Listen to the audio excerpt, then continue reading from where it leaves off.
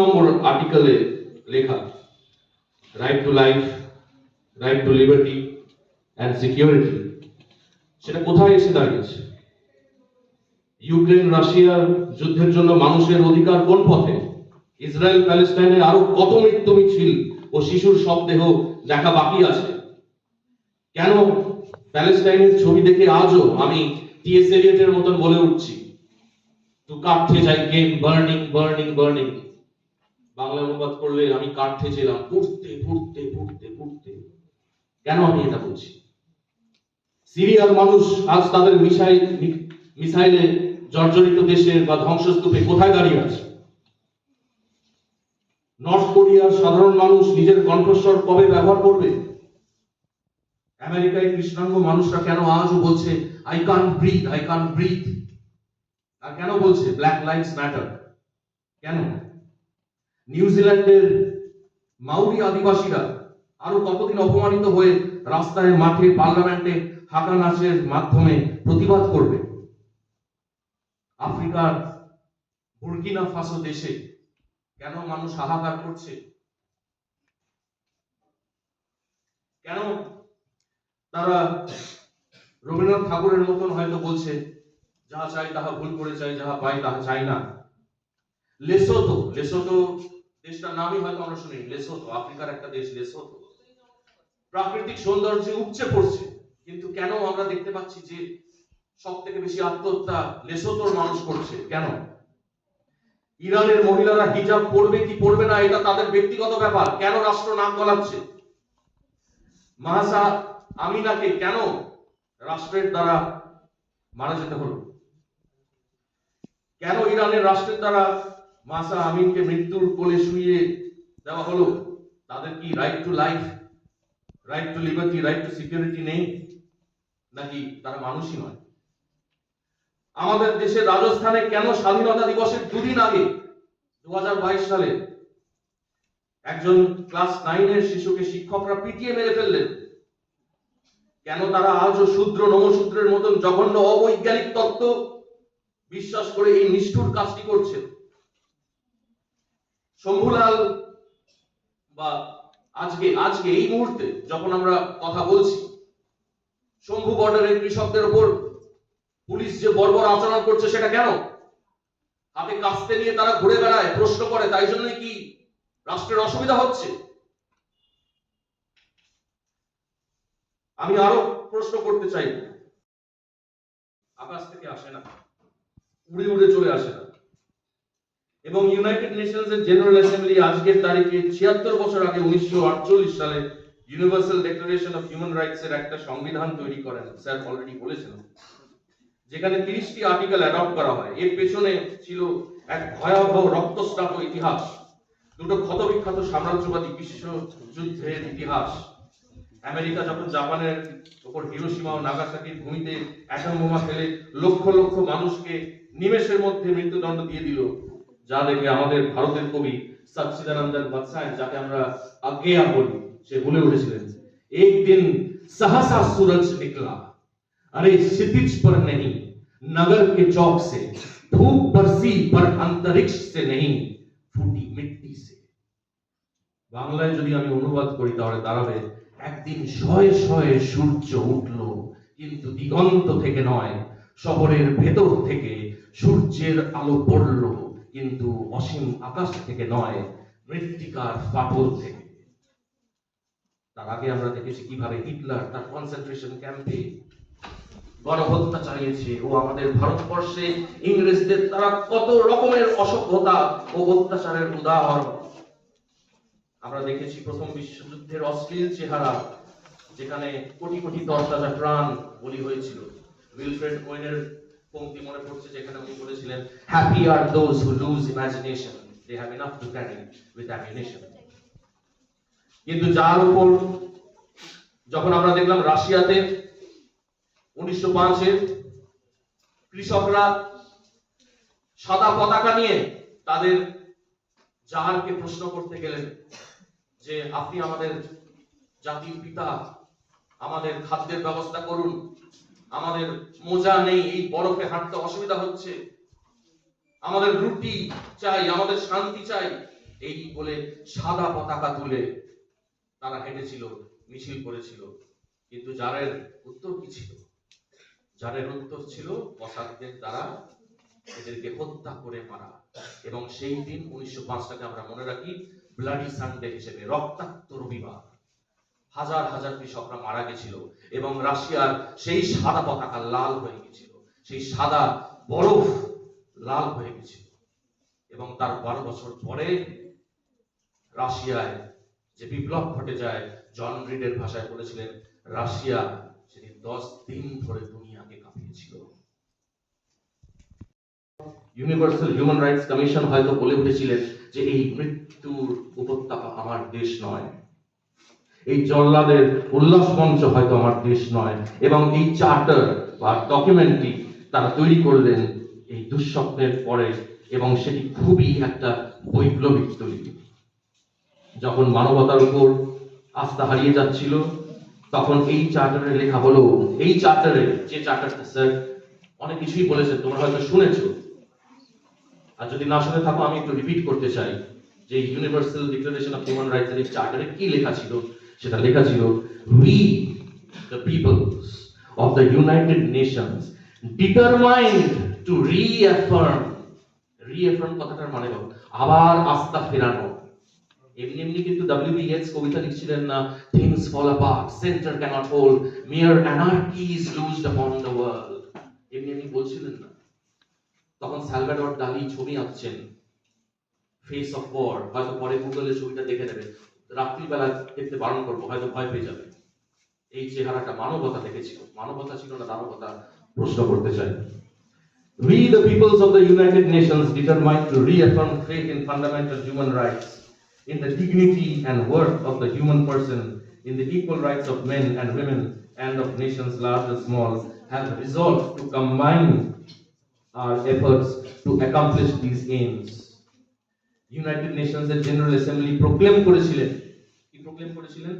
This universal declaration of human rights is a common standard of achievement for all peoples and all nations, to the end that every individual and every organ of society, keeping this declaration constantly in mind, shall strive by teaching and educating to promote respect for these rights and freedoms, and by progressive measures, national and international, to secure their universal and effective recognition and observance both among the peoples of territories under their jurisdiction. এই ডকুমেন্টের প্রিয়াম্বলে পুরো মানব জাতিকে এক পরিবার হিসেবে ধরা হয়েছে, অনেকটা হিন্দু ধর্মের মহা উপনিষদ অধ্যায় 6 শ্লোক 71 যেটা লেখা আছে, বাসুদেহি কুটুম্বকম। আমরা দেখছি যে প্রত্যেকটি মানুষের বাক স্বাধীনতাকে সুনিশ্চিত করা হয়েছে এই ডকুমেন্টে। প্রত্যেকটি দেশের মধ্যে মৈত্রীয়তার কথা বলা হয়েছে, এগুলো খুবই ভালো কথা। কিন্তু আবার কেন জানি না টি.এস. এলিয়টের কবিতায় ফিরতে হচ্ছে, এবং তার কবিতা দ্য হলো ম্যান থেকে একটা পংক্তি বারবার মাথায় ঘোরাফেরা করছে। সেই পংক্তিটি হলো, between the idea and between the reality falls the shadow. আদৌ কি প্রত্যেকটি মানুষের বাক স্বাধীনতা নিশ্চিত রূপে প্রতিষ্ঠিত হয়েছে?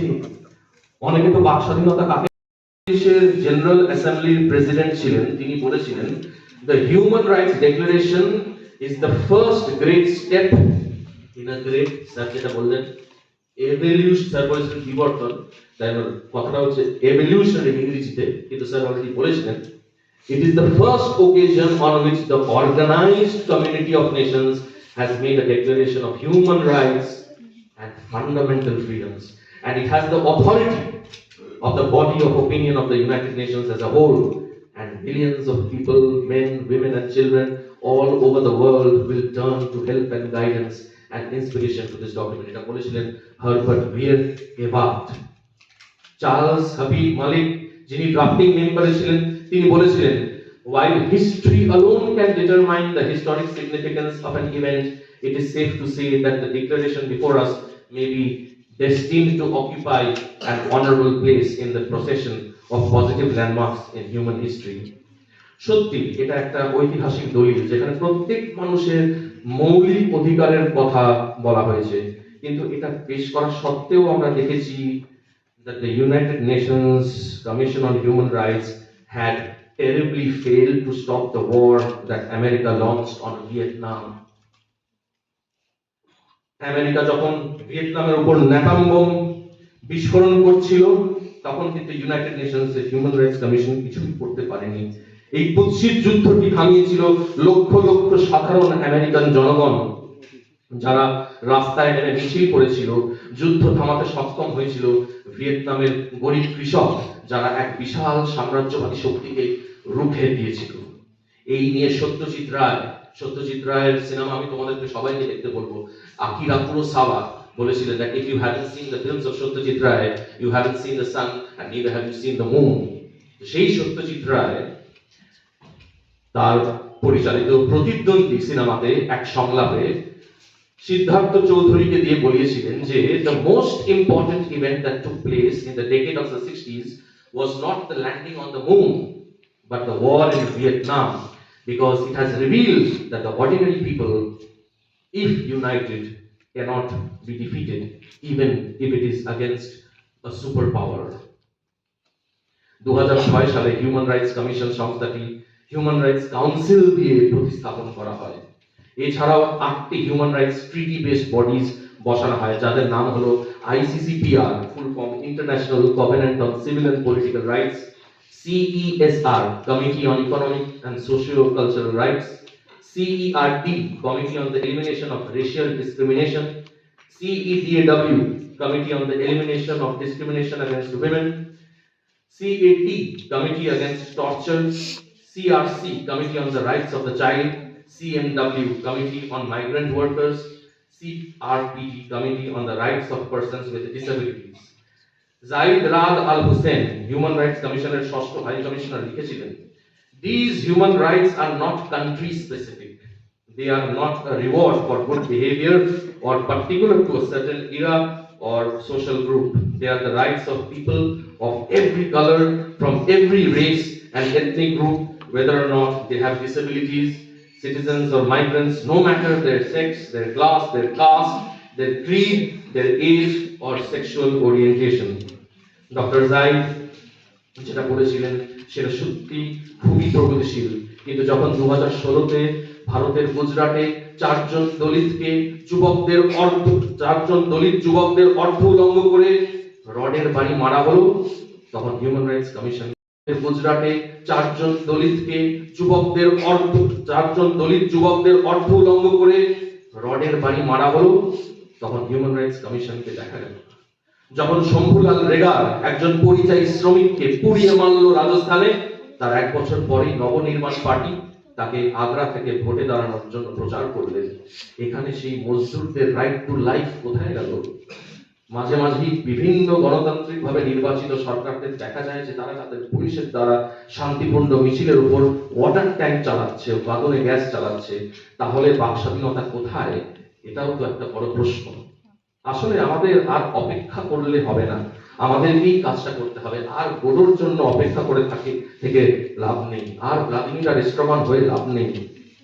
We must educate, we must agitate, we must organize. তাই জন্য আমি এনএসএস কে আজকে কংগ্রাচুলেট করছি, বিশেষ করে পার্থদাকে এবং কৃষ্ণদাকে, কারণ তারা কিন্তু শুধু এডুকেট আর এডুকেটই করছে না, তারা অর্গানাইজ করছে। আর এই অর্গানাইজেশনটাই দরকার। We must question every superstition and every tradition that leads to oppression. We must raise our voice against all sorts of social, political and religious dogmatism. তাই জন্য এই 30টি মানবাধিকার অধিকারের দ্বারা যে আমাদের মশালের মতন বহন করতে হবে, সেটা খুবই প্রযোজ্য। তাই এই 30টি যেটা আমি মনে করি সবথেকে গুরুত্বপূর্ণ, বাকি 15টি আপনারা পড়ে নেবেন, কারণ সেগুলোও খুব কম গুরুত্বপূর্ণ নয়। আর্টিকেল 1-এ লেখা রয়েছে, all human beings are born free and equal in dignity and rights.